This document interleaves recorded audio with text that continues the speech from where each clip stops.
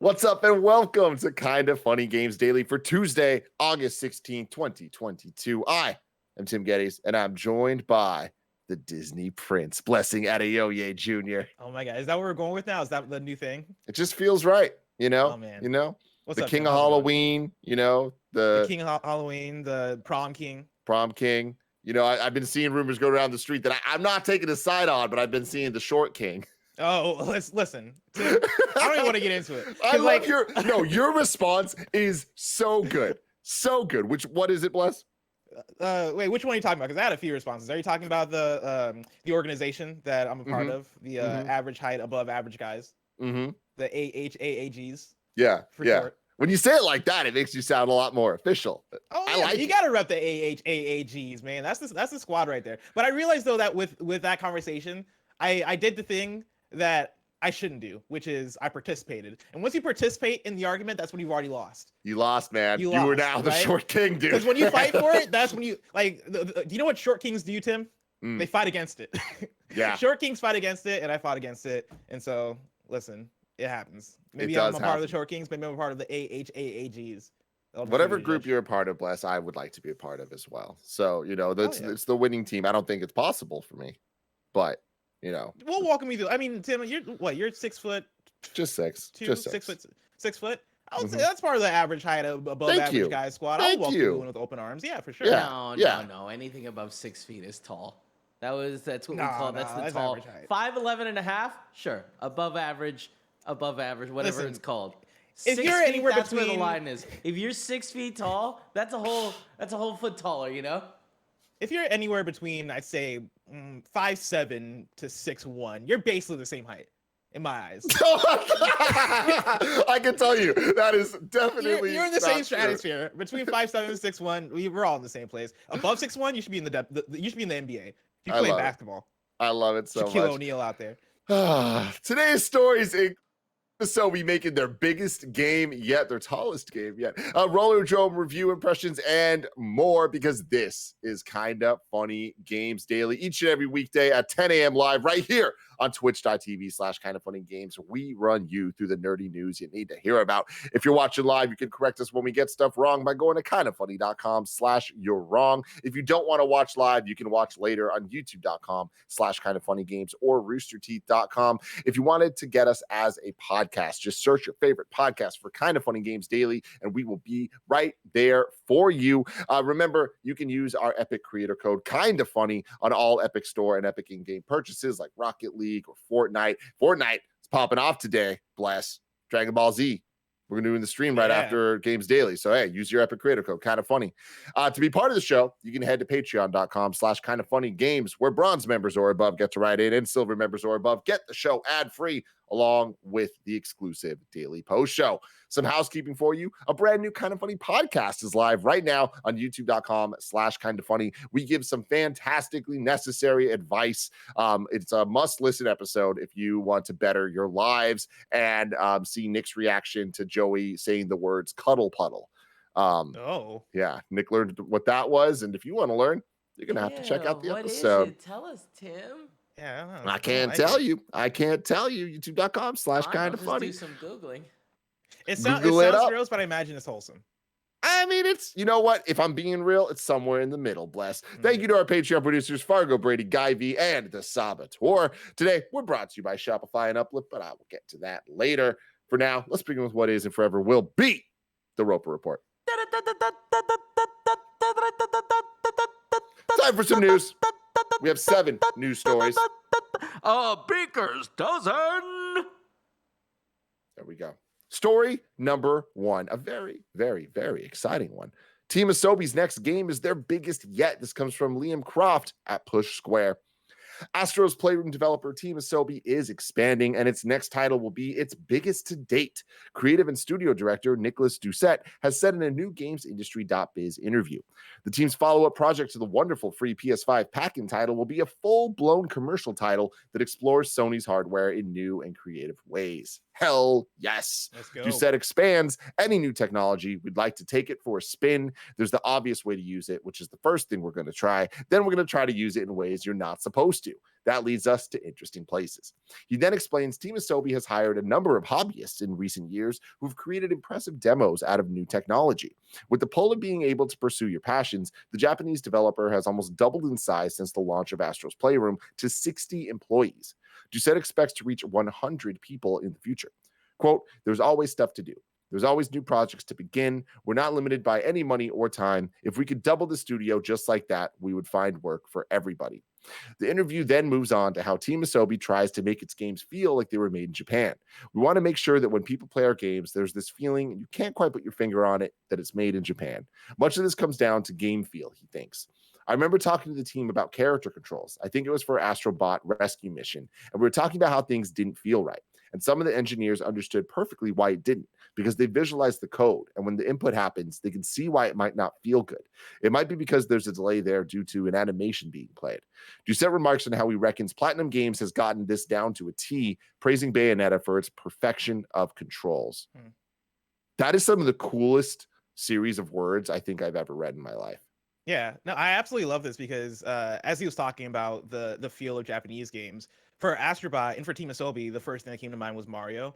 I think that's because that was when Astrobot Rescue Mission first came out for PSVR. That was a comparison I often got, right? This is the Mario 64 of VR games. And if you play that game, you kind of understand what people are talking about, you know, whether it is oh, this feels innovative, right? This feels like it's pushing the hardware in new and fantastic ways, in the way that Mario 64 did for the Nintendo 64 and for 3D games in general.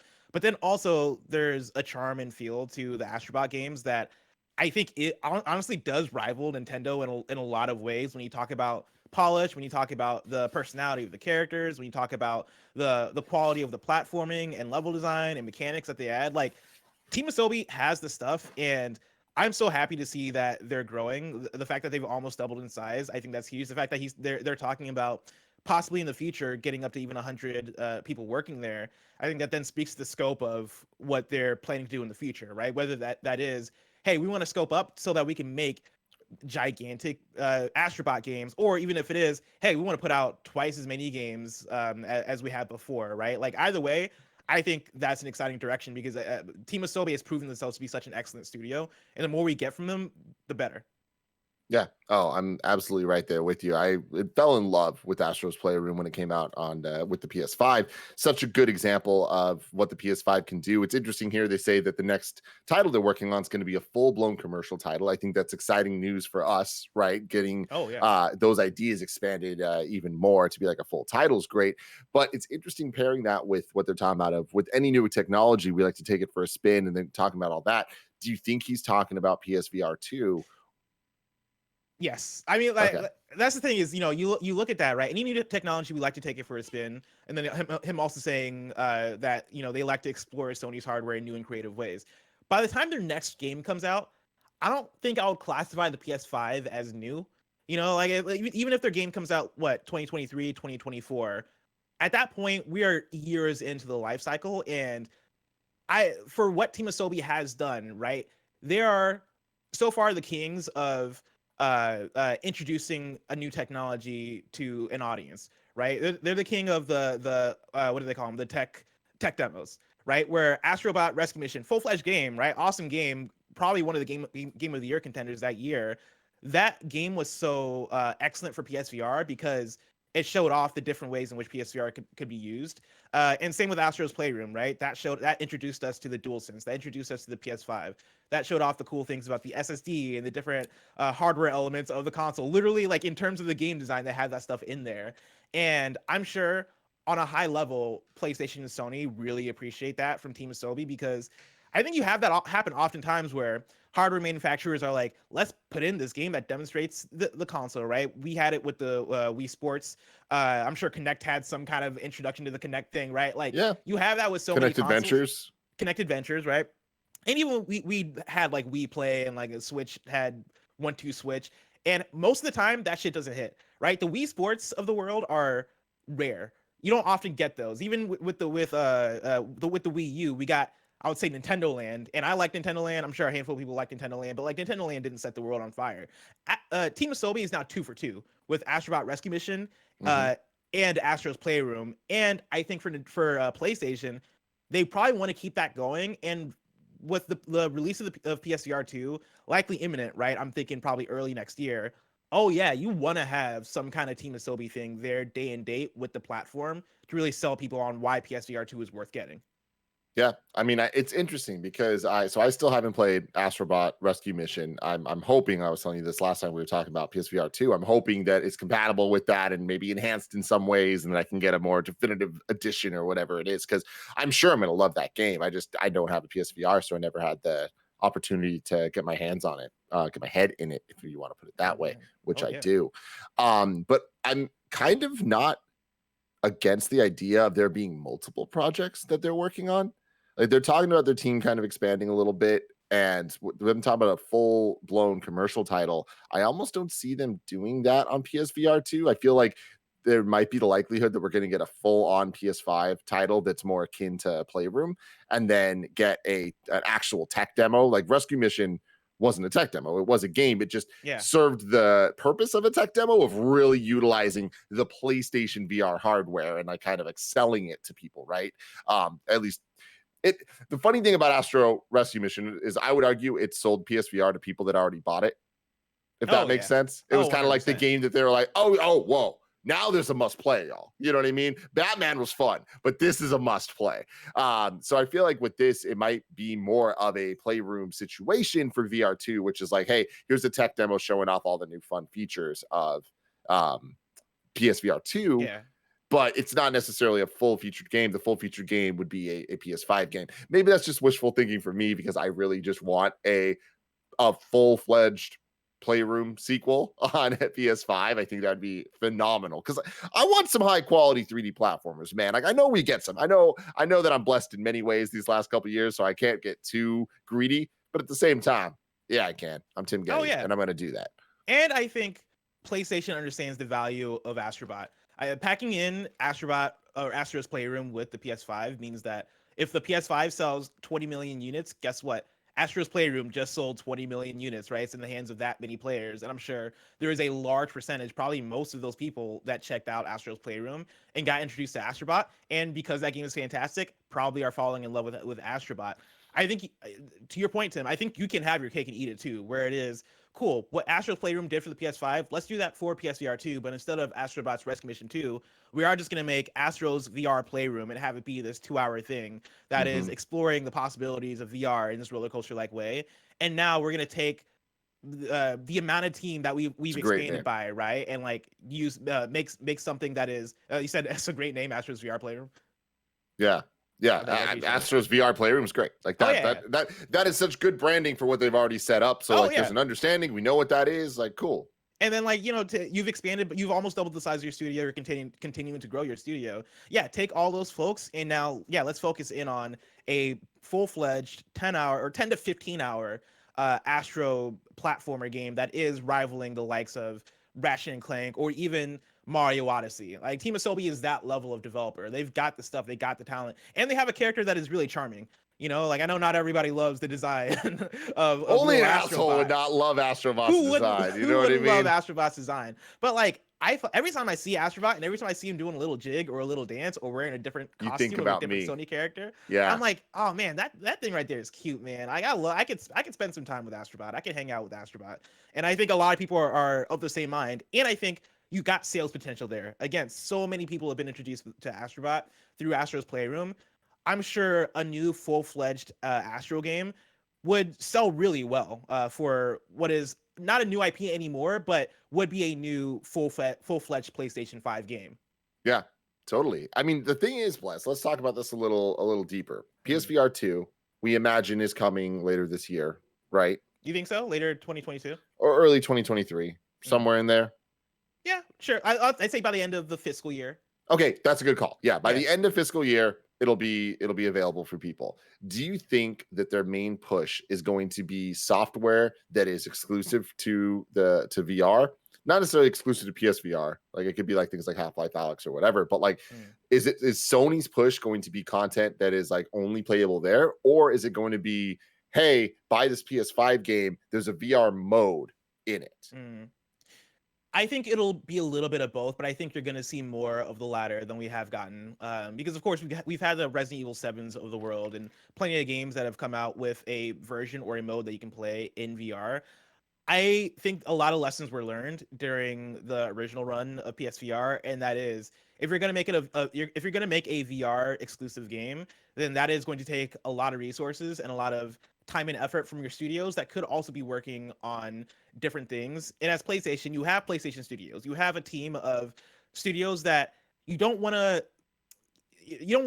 split too thin between VR and PS5. I think that's how you end up with a Vita situation where it is, okay, yeah, we had support for the Vita in the beginning, and now we don't have support for Vita anymore because we realized early on that it was too intensive in terms of the resources. If you can make it so that, I don't know, the next Spider-Man game or the next big Sony title from whatever the studio might be, the Concrete Genie developer, for example, if we can give that a VR mode that that gets people in that way, so that the games they're already playing on PS5, they know they can get additional features if they have VR, but then also have the Horizon Call of the Mountains of the world that is, oh, we're taking our biggest IP and we are creating a full-fledged VR thing with it. I think that can help hit on both instances and not spread your developers too thin.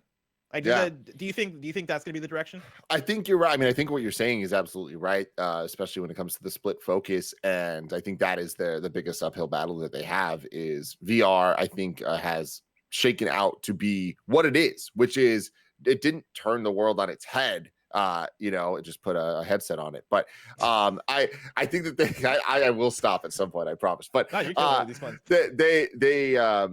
I think VR had it was a fork in the road of like this could take over gaming and like change console gaming forever, or it can kind of be it's like a new vertical in the games industry. And I think it kind of has become that and has settled into this nice place where there is a community for it. There are people that are really into it. And I think PSVR 2 is going to be probably the last ditch effort in a mainstream variety for the time being from the console makers themselves. I feel like there's going to be like third-party tech companies that are still going to try different things for all the metaverse stuff. But like, I think in terms of making games and making this like a core part of the gaming experience, I think PlayStation's going to put their best foot forward. I think they're already doing that with Horizon Call of the Mountain. Yeah.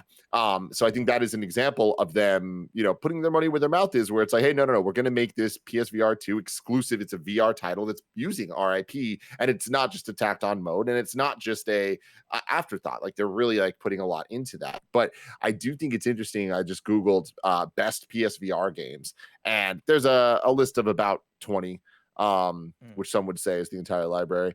But so like looking at this, I'd say it's a pretty 50-50 split between games that are think like Firewall Zero Hour, which are a PSVR exclusive or like VR exclusive, but there's a ton of them that are like Tetris Effect and Star Wars Squadrons, Hitman 3, Resident Evil 7, where they're games that are Gran Turismo Sport.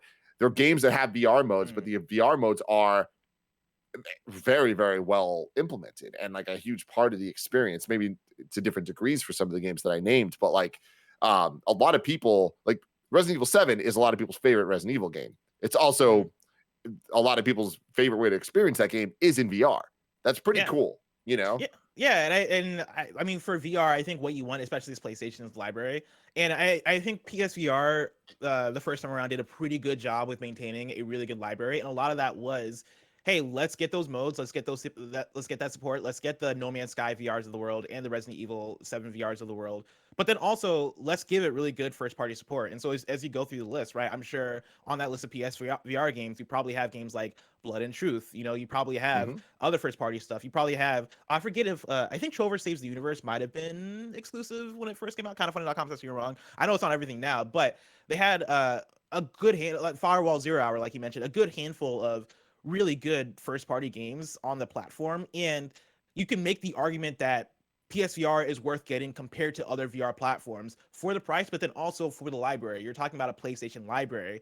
I think to make sure you're maintaining that library and having that library be vibrant, especially now as I would say we're in an era where VR support across third party is not as strong as it was from the get-go, because you saw people try it out, decide whether or not that it was for them, and decide, okay, maybe it's not for us anymore, let's stop making VR games. The last couple of years I feel like I've not heard of the oh, this is the VR game you gotta try out, right? Like Astrobot was quite a few years ago, Beat Saber quite a few years ago, Tetris Effect when that came out quite a few years ago. In the last 2 years, like what have been the big VR titles? Not that they've not existed. I think Walking Dead Saints and Sinners was what 2020, 2021. I know a lot of people talked about that one. Moss but 2. Even Moss 2 is a good example, but I feel like they're getting few and far between as we go. And for PlayStation launching PSVR 2, you gotta come through with the first party support to really make it viable, in my opinion, because I think the third party support is going to wane as we get into it.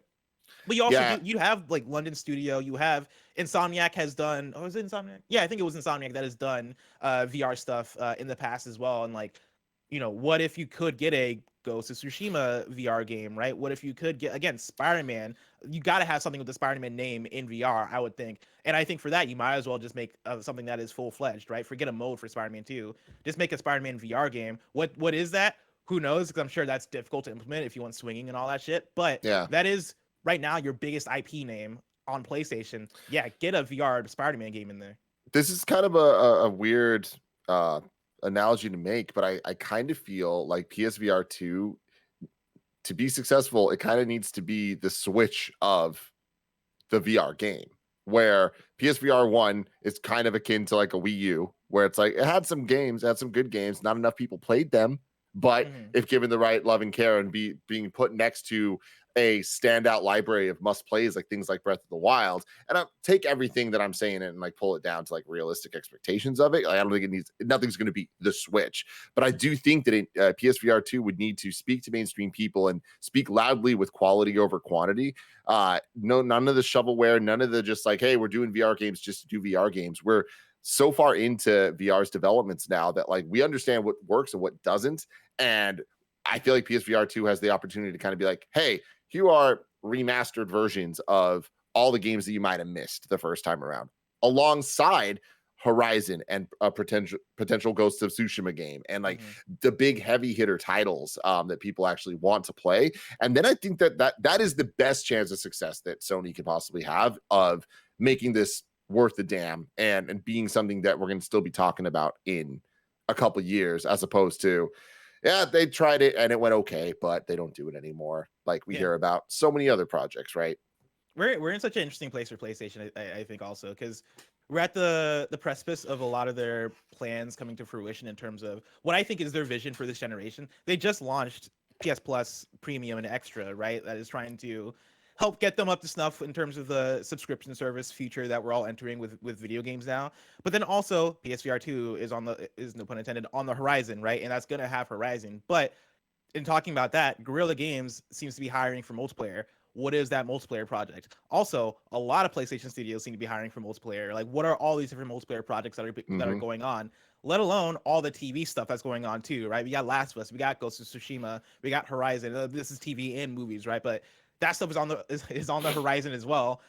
They are trying to fire on all cylinders in a very Nintendo-like way, in the way that, Mario has Mario Kart, Mario has a Mario movie coming up, Mario has, so many different Mario. Yeah, like there's so many different branches of that one IP that, again, are firing on all cylinders. And they've been the kings of that for a while, and that's what's worked so well about Nintendo. That's why we all are very what's the word I'm looking for? We're all fans of Nintendo, right? We're all fans of those games because those games have stuck around for such a long time because they've made such powerhouses of IP. PlayStation's IP are powerhouses as well, but I think to have sticking power, you really got to find all the different ways, not just milk it, right? Because I'm sure what I'm talking about sounds like it's milking it, but more so like, expand the products, right?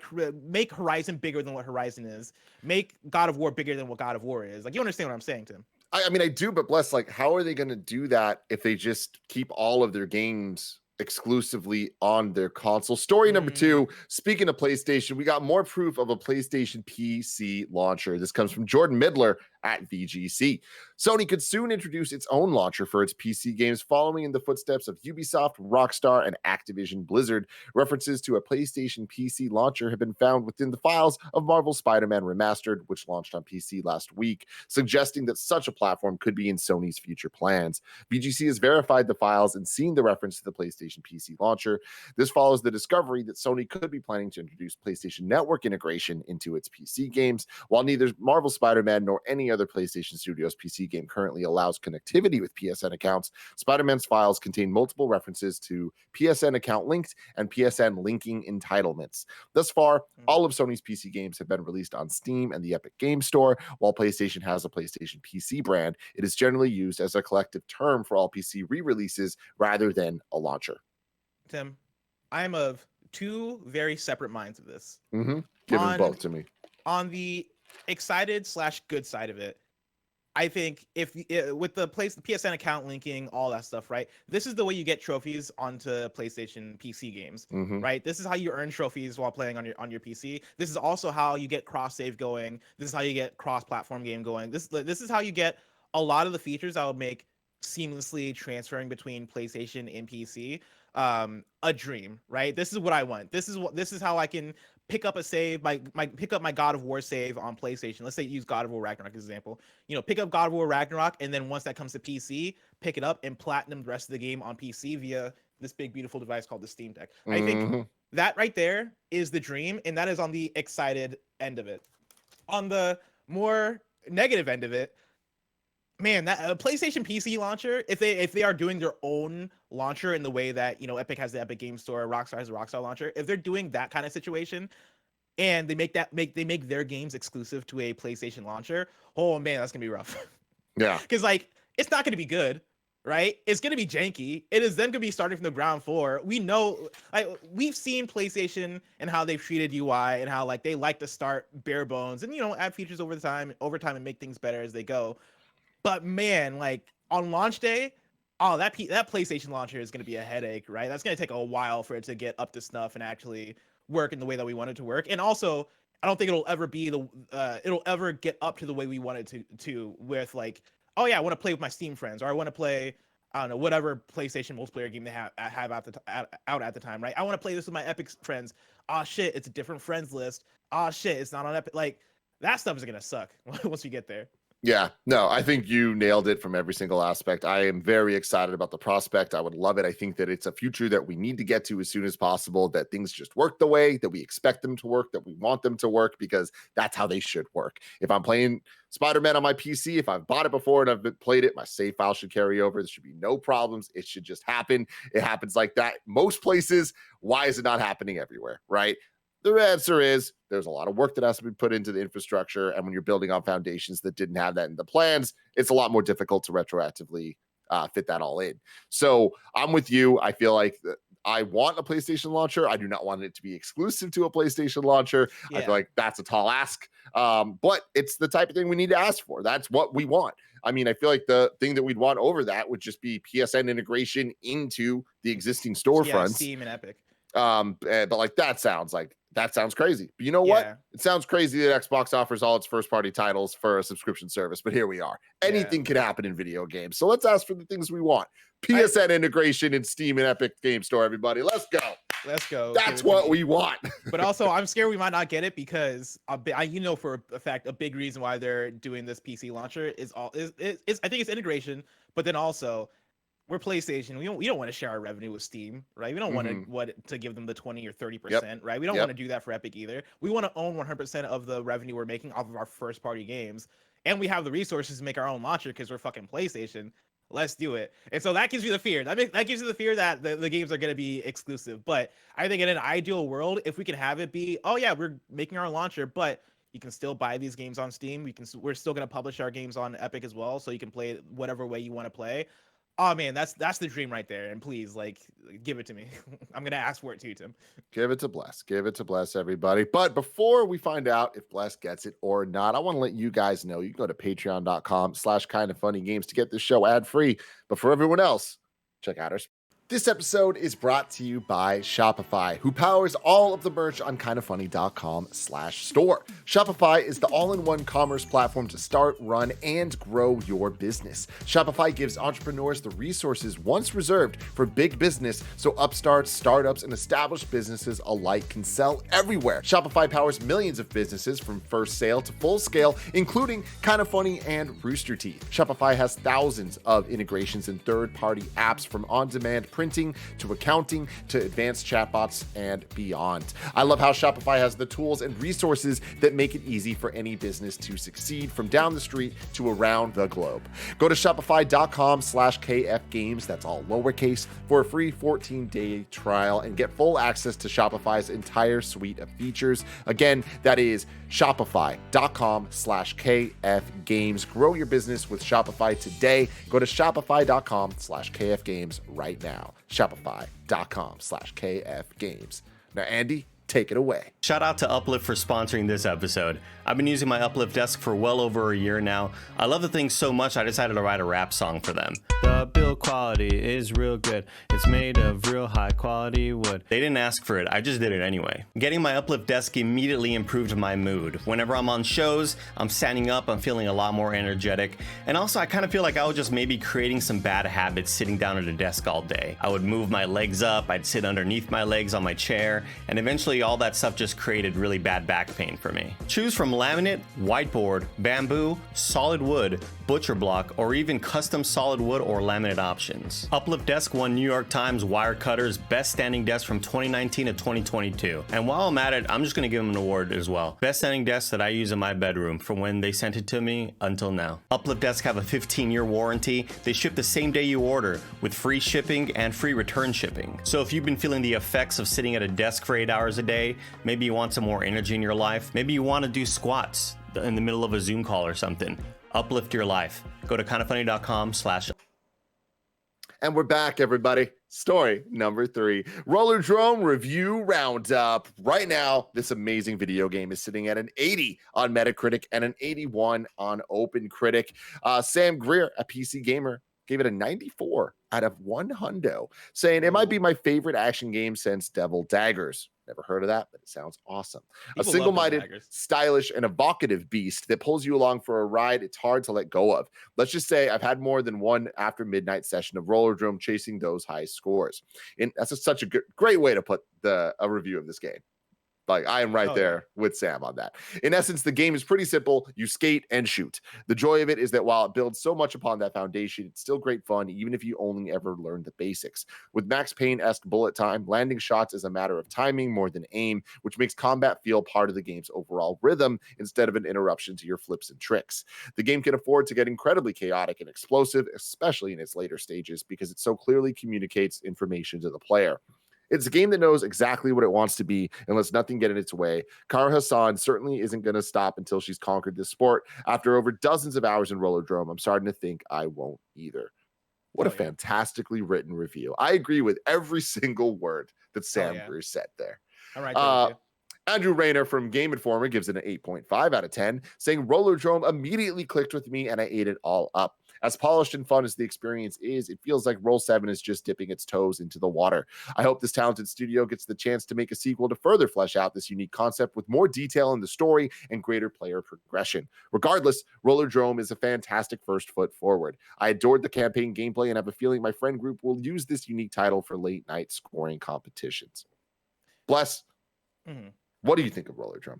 I absolutely adore it. I finished it, and so I guess these are my review impressions as well. And like, it is such a good game, and it's, this year we've gotten so many great indie full-fledged like 3D action games in a way that I think has kind of blown up this year compared to previous years. The fact that we got Sifu, we got Neon White, we now have Rollerdrome, and these are all very polished, really good 3D action games that I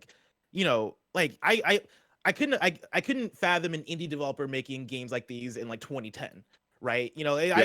Playing Rollerdrome, it makes me think back to playing Tony Hawk on the PS2, and I can imagine having the conversation with friends being like, yo, what if somebody combined Tony Hawk and Jet Set Radio and gave it guns, right? And that sounds like a made up thing that would never happen, right? That sounds like, oh, that's too much money and resources. Oh man, no big AAA publisher is ever gonna do that.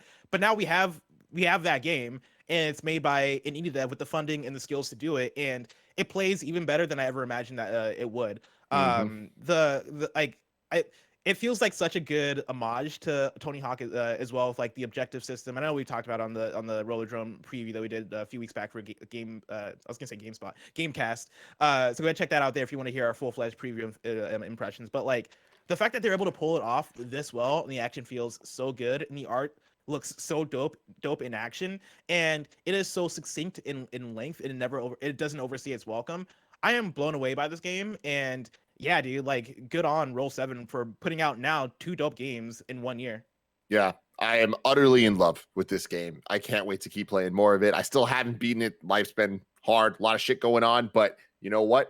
Being able to play a little bit at night has been such a glowing light. This game is fantastic. I feel like it's short enough that it gets all the quality into you. You don't need to spend too much time with it, but there's quantity to have as well. Like all the score chasing, like you were incentivized to want to play the hell out of this game. Like you are incentivized to want to go back, and that's why I love this review so much of him saying like the multiple nights of after midnight sessions. It's like, yeah, like I have stayed up later playing Rollerdrome than I have video games in years. I'm just like, it is that one more match, that type of mentality. Love it.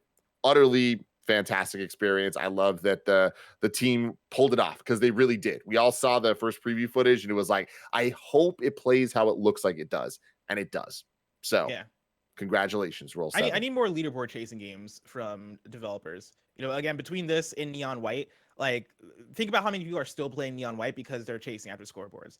Like Barrett Courtney's put in tens of hours. Like I wouldn't be surprised if he was like, oh yeah, I'm already 100 hours into that game. I think he said he's 90 plus at this point, which is wild. And I think it's such a smart way to make your game, right? Like, hey, we have something here. It is polished. It feels good to speed run. We got the mechanics down. Like, this is a great playing game. Now, let's put in the leaderboard aspects to it, and like, let's not overstay our welcome. Let's make the game short, even though Neon White actually isn't that short. I think it took me like 10 hours to beat or something like that, which is pretty sizable. But even still, right, the fact that Barrett has put in over 90 hours into that, right, for a game that is a 10-hour experience, because he wants to go back and chase the leaderboard stuff and continue to have fun with it. Rollerdrome is going to be a similar kind of game where people are going to go back, people are going to want to leaderboard chase, but then also people are going to want to 100% it in the way that you do with Tony Hawk, because it has a really great objective system. And once you beat the game, they give you even more of a carrot on the stick to chase after.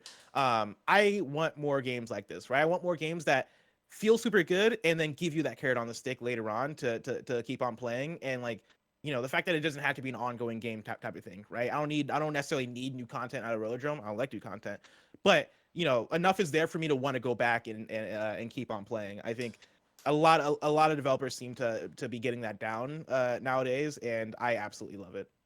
I love it too. Moving on to story number 4, Dragon Ball is officially in Fortnite. This comes from Jay Peters at The Verge. Kev, if you could bring up the trailer, that would be fantastic.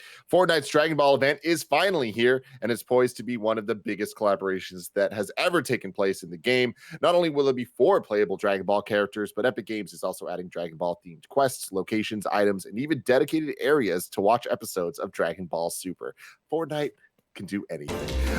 Let's get one Spirit Bomb-sized aspect out of the way first. The in-game Dragon Ball skins, you'll be able to buy Goku, Vegeta, Bulma, and Beerus from Fortnite's in-game shop. And yes, there are multiple Super Saiyan styles for Goku and Vegeta. Epic will be selling Dragon Ball-themed back blings, pickaxes, gliders, and emotes as well. In-game, there are a number of changes, including special Dragon Ball items, like one that lets you pull off the legendary Kamehameha beam, and the addition of the Kame House, where you can visit Bulma. Epic will also offer a special Dragon Ball Adventure Island offer and maps to watch Dragon Ball Super episodes. A new Dragon Ball tab in the game's menu will track your progress as you complete the new Dragon Ball quests to earn Dragon Balls, and if you collect them all, you'll get a special glider. Kev, I want to start with you if you're able to talk on this. This seems like the most Kevin Coelho moment in history. Yeah, dude, for sure. There's a lot of my likes coming together out of nowhere. You know what I mean? It's pretty rad. Oh, you know, I'm gonna get the crew bucks out, and I'm gonna spend some money today. Yo, Kev, if you want to play Fortnite this week or during this event, I'm in, because I need to unlock this Dragon Ball. We're for sure playing Fortnite after this, so. Oh man, I got things to do. Remember, guys, Epic Creator Code, kind of funny. If y'all are buying all the Dragon Ball stuff, boom, please use the code. Kind Also, of you funny. can we can still hear the video if you're able to mute it. Oh, you guys can hear it. Yeah. Yeah. Okay, cool. That's wild. I can't hear it. I love you, Kevin. Anyway, super cool. Yeah. Bless, do you have anything to say about this? This is super awesome. I skimmed the trailer. I didn't get to watch the full thing. But I saw the Nimbus clouds earlier, and I assumed that was gonna be one of the unlockable gliders. And as soon as I saw that, I'm like, dude, that's fucking awesome. That is such a great way to do that. And I want that so bad. I want to ride the Nimbus cloud. What I didn't realize in that trailer, they showed off somebody riding the Shenron dragon. And I didn't know that, and so I saw it live on air, and legitimately, I was like, "Oh shit! Like that looks fucking awesome." This is awesome. Fortnite is continuing to do awesome things. I love that the ability that you can unlock is the Kamehameha. I think that is genius, and I saw a video earlier today of somebody using Venom and using the Kamehameha on Darth Vader, and I don't Fortnite, know if baby. you can like get crazier than that in terms of crossover. And so, shout out to Fortnite. They did the damn thing. They got Dragon Ball, man. They got Goku. Hold on. Mhm. Is Superman in this game? I think so. Kevin is Superman in this for game. sure. Yeah. Are we fucking finally getting Goku versus Superman in an official game? Why is this not a bigger deal? This has been what the internet's been asking for forever. Come on, y'all. Y'all sleeping. Y'all Yeah, are. I mean, you I am can upset with the internet. You can definitely. This has been out for at least a couple hours. Damn, you can hit Superman with a Kamehameha, but then Superman can also hit Goku with a Kamehameha. Pretty cool. I love it. Now, Kevin Asex in chat says, "You mean Omega Shenron Bless? Not called Omega though. Isn't listen? I've not watched a lot of GT, but isn't Omega Shenron like Yeah, it's the gray kind of one. like a He's the wrong, gray dude. guy, right? Should we That ban fought. him? Should we ban him? Punish him? Let's For being ban wrong? Kevin Asex. Ban Kevin Asex. Omega Shenron fought Gogeta Super Saiyan 4 in that one Mhm, movie? I think it was a mhm, movie. mhm, mhm. Yeah. Get out of here. I know my Dragon Ball sometimes. Omega is the Namekian one. Is that right? I think Omega is don't know, the man. GT one. I also didn't watch GT. It's not canon. You know Oh, what I mean? Namekian is a race, right? Like that's one of the Yeah, Piccolos. yeah, that's the Piccolo. Right? But Omega Shenron didn't look like a Piccolo. I thought he was just like a yeah, he was just personalization. big. He was big. Yeah. Remember? He was like like muscular, right? Omega Shenron? Mm-hmm. Are you talking about Broly? You might be talking about Broly. I'm talking about the Namekian. Story number 5. We got more Multiversus leaks. This comes from Owen S. Good at Polygon. Add Beetlejuice and Oz's Wicked Witch of the West to Multiversus invitation list. How is what I just said a real thing? Listen, we're in the crossover future. All right, it's the multiverse saga. It's real life. I can't believe it either. Beetlejuice and the Wicked Witch of the West. All right. The two aren't confirmed, but more data mining on top of Monday's surprise announcement of 2 more characters has fans on the hunt for more clues in Warner Brothers' ensemble brawler. Multiversus leaker Asylum MV shared voice clips on Monday. Oh, is it Greg Miller? Suggesting the witch would at least be a guest announcer, and Beetlejuice speaks to her directly. The Twitter video revealing Beetlejuice's dialogue was taken down by Twitter on a copyright owner's demand, which of course only piques fans' collective curiosity more. I got questions. I Yeah. got quite a few questions actually. Mm-hmm. Is Multiversus gonna push it too far with some of the crossovers? Because I'm not Do like, it. it's cool. It's cool. I mean, Wicked Witch of the West from Wizard of Oz. Damn. All right. I wasn't expecting that. I but love also, like, are there Wicked Witch of the West fans out there? Like, I like Wizard of Oz. Like, I'm sure Mhm. many of us do, right? Classic film. But who is asking for the Wicked Witch of the West? People, Dragon Ball Z. Oh shit, Dragon Ball Z is hype. Oh, it's in Fortnite. Oh, let's fucking go. I get to ride the Nimbus Cloud. I don't see the Wicked Witch of the West and go, oh shit, it's finally here. We finally got her, everybody. See, I was talking to Imran about this a little bit yesterday. Like, I feel like you kind of need there needs to be a nice mix of the popular, obvious things, the things that like the hardcore fans like us actually want, and then you need some off the wall weird things just to like give it some personality. Like, I like that. Wicked Witch is such a weird pull, but like I like the representation across the franchises, and that's why when you look at Smash Brothers, like, I think that, as it's grown, it's kind of turned into something a lot bigger than what it started as. But even in its first game, it was introducing so many people to characters like Captain Falcon and Ness, right? And then moving on, obviously, with Marth and Roy and like just Game & Watch. And like, all these like kind of weird things that kind of then become a bigger part of like We Fit the Trainer. culture. Yeah, exactly. So like, hey, maybe this is the big break Wicked Witch of the West has been looking for. This is the Wicked Witch of the West is the Mr. Game and Watch of that's my other question. I'm not all brushed up on my IP ownership when it comes to the film industry. Does WB? I thought Wicked Witch of the West would have been like open. Does WB own it? Wizard of Oz, the movie rights at least, were MGM, which I'm pretty sure MGM was then. There's so many folded up studios and shit that eventually like own the licensing and stuff. But what you got to remember is some of these things are just licensing deals. Where think back to Lego Dimensions. Like, remember they were just going fucking buck wild of who was in that game. And like, there was a whole Wicked Witch area there too. So this isn't like that big of a surprise. MGM sold a lot of their stuff to WB is what D Fuller says. And then somebody also said that WB is making a new Wizard of Oz movie, which I didn't know. And I got thoughts. That's interesting. I guess I could use, it's been a while since we got a Wizard of Oz. So sure, why not? I love it. I think it's really cool. Let's get fucking weird because they're going to give us it's not like it's taking up a space. The thing I'm interested in is what's this character roster going to look like at the end? Let me ask you a question. Buck wild. Here's a bet, Bless. Mm-hmm. Will Multiversus have more characters than Super Smash Bros. Ultimate? No, it's not. Oh, It's not. It's an interesting question. Because I think it's more so of a question of how long does Multiversus last? Because if Multiversus ends up being a, let's say, 8-year long project, right? They're adding characters over the course of that long. It could get there, right? Like it's. I mean, dude, I think it could get there sooner than later. Well, you're talking about a lot of characters. I know, but here's the thing: it didn't crack 100, which is fucking wild to say. But it didn't hit the 100. I think there's 86. I'm searching like right now. How many characters are in Smash? And I know there's a little debate on how you count a couple of the characters because of just like weird little tiny differences and echoes and all that shit. There's 89 playable characters according to Business Insider. Yeah. So I don't know, man. I don't know. What do you think? You think so? I don't, but I don't think it's going to, but I want it to. I want this game to succeed, and I think that if it keeps up this momentum, it can get there. They just need to keep making cool decisions. Brawlhalla? Because I think that'll be a good. I don't think that's. I think that's a different beast. Brawlhalla was more of like a smaller title. I think Multiversus is like getting real backing as like a WB Games kind of like flagship in some ways, and it's a different era. The free to play, like they got LeBron James, y'all. They do got LeBron James. I do think Multiversus is gonna be bigger than Brawlhalla in the long run. But Brawlhalla has been around for a while, right? So they've had time to add in characters. I'm more so curious on like the cadence and like just how many characters I have overall. I cannot find a clear answer. Apparently, they launched with 34 characters. Oh no. Launching with 34 characters as of July 2022. I don't know what that means. Wikipedia. Either way, it seems like they don't have it. Like they don't have as much as Smash, is what I'm getting at.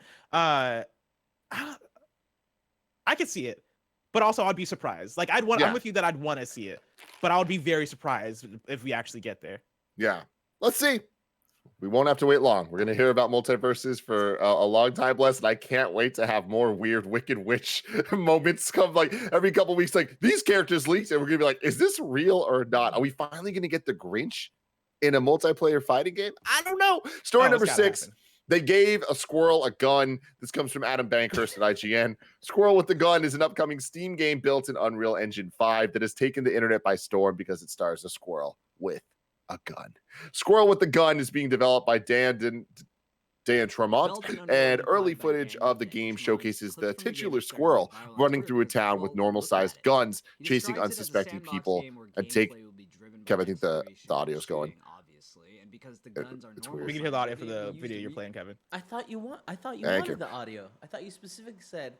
Well, like not during the story, like after the story. Then we'll watch it together. Yeah, I'm sorry, I can't hear it, so I don't know if it's just music or the people talking. That's my bad. You guys are Squirrel the Gun is The early footage of the game showcases the titular squirrel running through a town with normal-sized guns, chasing unsuspecting people and taking down agents using various weapons. I love it. Look at this little guy just doing his best with this gun. I love the way he moves. It reminds me a lot of a very famous squirrel, the squirrel from Ice Age. Oh, okay, I can see that. Yeah, I was gonna say this Scrat? reminds me a bit of Goat Simulator. I do not know the name of that squirrel from Ice Age. I think it was Scrat. Was it Scrat? I saw what I probably watched half of an Ice Age movie, and I think it was on a plane, and I was barely paying attention. That's my experience with Ice Age. I would not be shocked if you were one of the biggest Ice Age fans ever, though. Like, you think I'm somebody who would have loved Ice Age? You have Ice Age energy, Bless. Get out of here. You carry yourself that way, and yes, that is meant to be what does that mean? That is meant to be something that you could fix. You know, like that's. I love how Bless is pissed off. I'm so pissed off. Plus, to be clear, I am saying that like that is a problem that you need to fix it. What does that even mean? That I would like Ice Age? You know what it means, Bless. Yeah, get the fuck out of here. What's something that Kevin likes? I mean, look, Kevin has Kung Fu Panda energy, so I don't Kevin know. does have you know Kung what Fu I mean? Panda energy. Yeah, that is not true. You guys are fucking liars. Wait, you like Kung Fu Panda though, right? No, I have no interest in Kung Fu Panda. Really? Yeah, no. Listen, Kung Fu Panda is pretty good. Oh, okay. I actually really do like Kung Fu Panda. I think you would like it too. You should watch it. So I was once told that I have Thumbelina energy. Was that Kevin? No, I don't think you have Thumbelina energy. Fern Gully, maybe. I'll take it. Story number 7, Wave Race is coming to Nintendo Switch Online. Hell yeah, baby. Bless. It's going to take us 3,000 years, but eventually the N64 library will be on the Switch. There was only, 15 games? But we're going to take our goddamn sweet time to get them all on this thing. Oh, yeah. I will say, I haven't been playing too many games recently. But I have been playing the hell out of the N64 on Switch Online. Really? Pokemon Puzzle League, man. It got me back. That's a good game right there. It's so damn good. I fucking love the N64. Like, I've been getting more excited about these drops than I have with a lot of the Super Nintendo and NES drops. And I think part of that is age, right? Mm-hmm. N64 was my pivotal console. That was the console I grew up with originally. But also, Wave Race is so cool. Like, I fucking love that game. If you haven't played Wave Race, I think it's worth checking out. Of course, it's an N64 racing game, and so it's not gonna feel as great as like games do nowadays. But I think for the nostalgia aspect, and also just for the fun arcade gameplay of it, it's a fun game. And also that game, to this day, I'll still say I think that game has great looking water. Oh, it does. Water looks amazing. It does. In Wave Race. The only time that water looked better was in the GameCube follow-up, Wave Race Blue Storm. Quite possibly the dopest fucking name I have ever heard for a video game. What a game. 100%. What a game. One of Fred Mirabella's favorites. Oh, really? I didn't know that. This was a family video rental classic for me, where I'm sure many of us had those games that we rent over and over again from Blockbuster or Family Video. This was the one for me. It was this and Paper Mario. Those were the two back and forths. But Wave Race was probably the one that I ended up renting the most. Yeah, Wave Race is great. And now you guys can check it out using your Nintendo Switch Online Plus expansion pack. Oh, man. Bless. I don't know if they'll ever release every single N64 game on the Nintendo Switch Online. And the answer to that question is so far away. If I want to know what's coming to Mom and Grab Shops today, where would I look? You would look toward the official list of upcoming software across each and every platform as listed by the KindaFunny Games Daily Show hosts each and every weekday.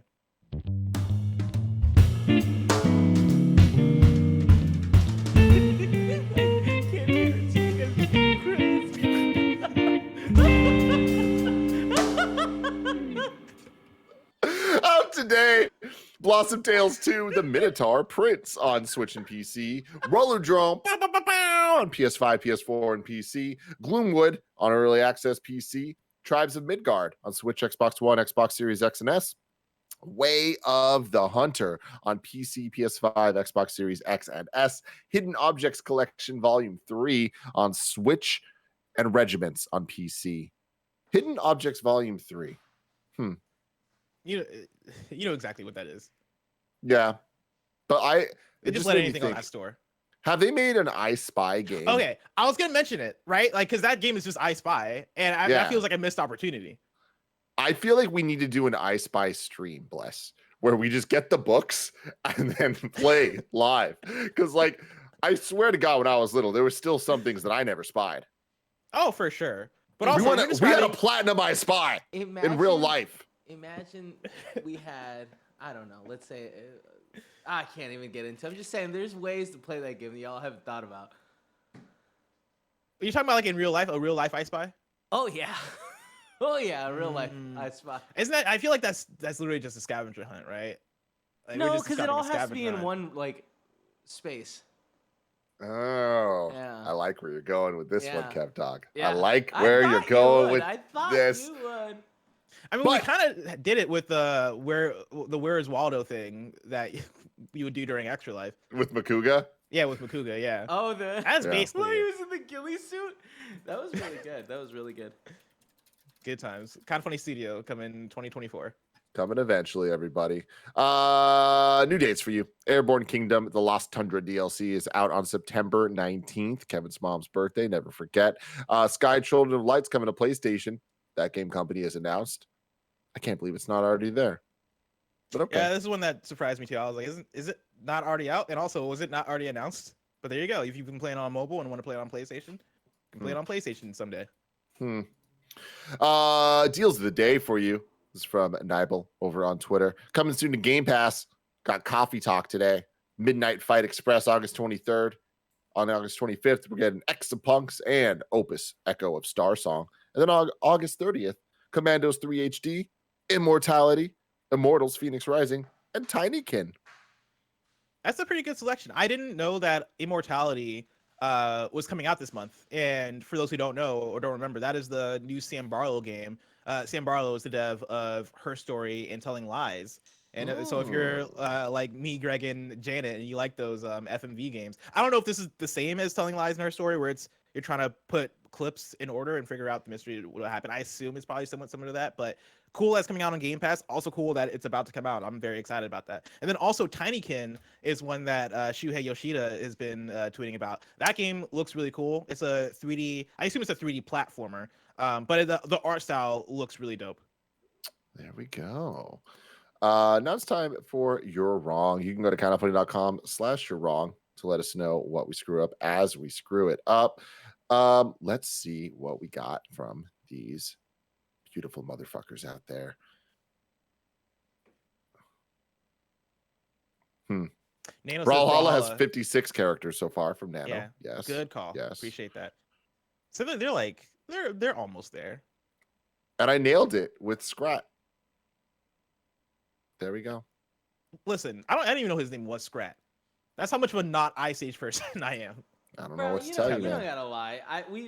Come on. We both know it's one of John Leguizamo's best performances. Dennis Leary was great. Mm-hmm. No, it wasn't Dennis Leary. I'm so upset by It was that. Someone else. Who was it? I hate you so fucking much, Kevin. Like I love the commitment. Oh, this guy was great. This guy was great. Oh wait, it wasn't him, was it? How great was it? Gotta love the energy here. What else do we That have? was a test, though. It's a test that Blessing passed. There we go. Just so There you we know. go. Just that, like, You're that, trying to get me? that out You're there, trying to that was a get me? test.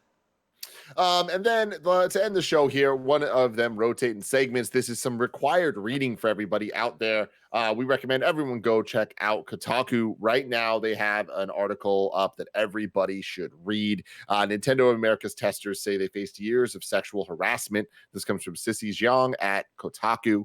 Kotaku spoke to 10 sources for this article who worked at Nintendo at different points of the past decade. They told a story of a corporate culture where sexist behavior was commonplace and very little action was taken to address it. Most requested anonymity because retaliation can mean a loss of job opportunities throughout the gaming industry. These employees worked on games and consoles ranging from the early Wii U era to the present Nintendo Switch generation. Aside from the harassment, female contractors also faced issues with trying to advance in the company. Horrible stuff, shitty stuff all around. Definitely go check out this article. This is, article number 10,002 of these type of stories, and I'm sure it's not the end. And Nintendo, man, hey, it's everywhere, right? So Yeah. just be aware of it, look into this shit, and try your best to stop it from happening in the future, because we're all in this together, and you got to call it out when you see it. Yeah, and shout out to Kotaku for doing good work too, reporting. Like I got to, sadly, this broke very close to when the show went live, and so I didn't get to like read through the whole thing. But what I did read, it seems like they got really good testimonies in there, and so like shout out to Kotaku for putting in work with this one. Absolutely. And then moving on, tomorrow's hosts are Bless and Whitta. Thursday, we have Bless and Cameron Hawkins. Friday, we have me and Bless once again to close out the week. If you're watching live on Twitch after this, Fortnite, Dragon Ball Z event with Mike and Nick. If you want to catch that stream later, you can subscribe to youtube.com/KindaFunnyPlays. Remember, this has been Kinda Funny Games daily, each and every weekday live right here on twitch.tv/KindaFunnyGames. We run you through all the video game news you need to know. We have a Patreon post show for those that are subbed at the silver level of patreon.com/KindaFunnyGames. So stick around for that. Otherwise, until then, goodbye.